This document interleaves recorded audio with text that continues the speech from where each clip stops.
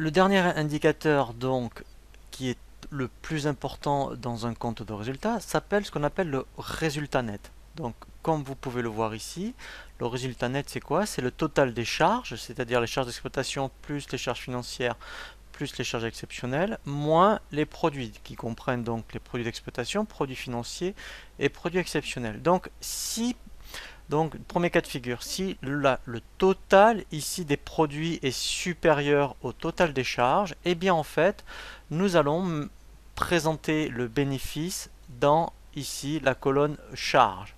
Si c'est l'inverse, donc les charges sont supérieures aux produits, eh bien la perte va se présenter ici. C'est vrai qu'après, il faut analyser par exemple pourquoi il y a une perte. Alors c'est vrai qu'après, ce que je vous invite, c'est vraiment de suivre la formation sur ce qu'on appelle le solde intermédiaire de gestion, qui est donc un compte de résultat mais retraité avec des ratios qui permet d'expliquer par exemple pourquoi en fait cette année vous avez dégagé une perte. Donc alors vous aurez déjà une première lecture, je dirais, avec le compte de résultat. Donc on appelle ça comme le compte ici, le compte de résultat simplifié. Donc si on prend un exemple sur un compte de résultat, voilà, par exemple ici, donc vous voyez, nous avons une perte parce que le total des charges ici de 317 385 est supérieur à 312 550. Mais après, donc il faut voir éventuellement pourquoi.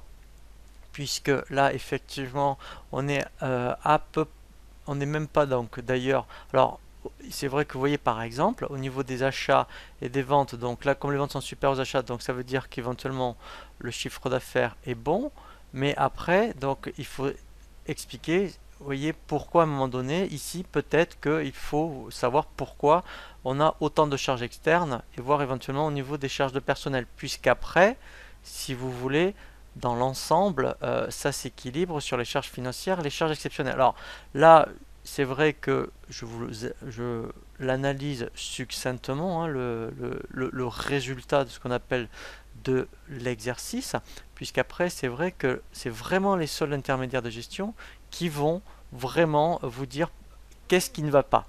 Donc là en fait c'est vraiment pour vous présenter le résultat de l'exercice. Donc vous pouvez avoir cette présentation comme sinon, vous voyez comme dans les comptes de résultats qui sont présentés sur EBP, donc on avait vu les différents résultats. Donc après le résultat exceptionnel, ici, eh bien, donc là c'est vrai que c'est une autre présentation. Donc on a le total des produits, total des charges, et là, alors c'est vrai que là les montants ne sont pas significatifs, on a directement eh bien, le résultat de l'exercice. Alors c'est vrai qu'après, eh bien, en fonction du logiciel de comptabilité que vous utilisez, vous allez avoir des présentations différentes par rapport au niveau du compte de résultat.